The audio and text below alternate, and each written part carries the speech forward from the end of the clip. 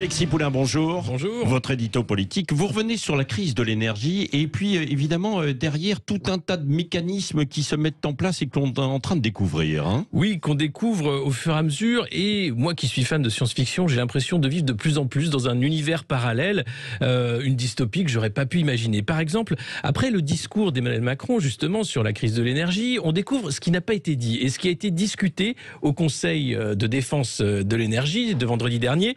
Et c'est dans le Canard enchaîné de ce matin, il était question, par exemple, sur la table, de mettre une police de la température. Alors imaginez des gens qui arrivent chez vous, toc toc toc, police de la température. Quoi, le chauffage est à 20 degrés, on avait dit 19, attention, c'est une amende qui arrive. La Suisse met en place également des systèmes de délation, des amendes qui pourraient arriver cet hiver. Bah si oui, jamais le chauffage les Suisses trop... sont habitués. Non mais c'est vous dire. Eux-mêmes se régulent un peu. Les Suisses, mais d'une façon générale, l'idée de dire que le plan sobriété ne devrait pas passer par un plan de rationnement et de contraintes, je crois que malheureusement, il a été discuté vendredi. Déjà les contraintes et cette police de la température, moi, elle me glace personnellement, donc déjà on perd quelques degrés. Et puis ensuite, dans cet univers parallèle, on ne prend que les sanctions qui devaient mettre l'économie russe à genoux. Rappelez-vous, c'était le discours de Bruno Le Maire. Eh bien, elles fonctionnent formidablement bien puisque un dernier rapport a été publié par une institution internationale et 158 milliards d'euros ont été engrangés par la Russie par la vente de son gaz notamment.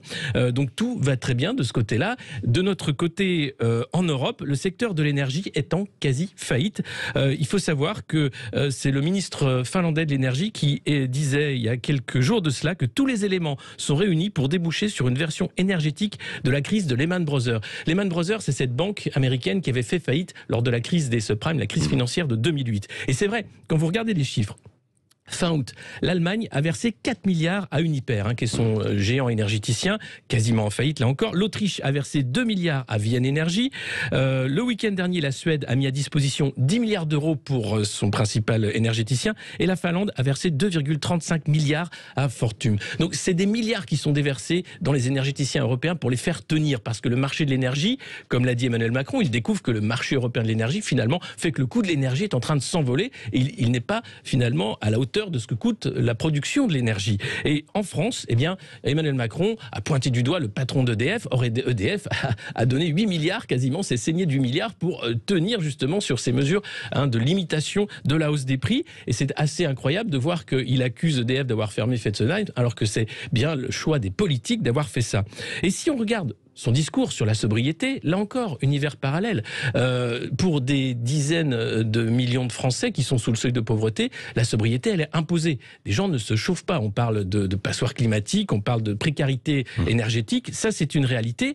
Et si vous regardez la facture d'énergie de l'Élysée pour 2020, c'était 345 159 euros en électricité et 412 881 euros en fioul. Parce que oui, l'Élysée est chauffée au fioul. Et c'est une passoire thermique. Et puis pour finir, dans l'univers parallèle des polémiques, on a beaucoup parlé de cette histoire Mbappé qui rigolait avec la blague de Galtier sur le jet du PSG pour aller jouer à Nantes. Je voudrais juste rappeler que Jean Castex, l'ancien Premier ministre, prenait l'avion pour aller voter à Prades, rappelez-vous. Et là, on est très loin de la sobriété. Et c'était déjà, la guerre en Ukraine était là, en mai. Donc, il y a vraiment une dystopie entre ce que raconte un président de la République qui parle sobriété alors qu'elle est imposée à de nombreux Français, et puis la réalité que vivent les Français avec cette crise du gaz. Et là, maintenant, on parle quasiment d'une crise d'ampleur de 2008, une crise terrible qui s'abat sur l'Europe. Oui, merci Alexis Poulain.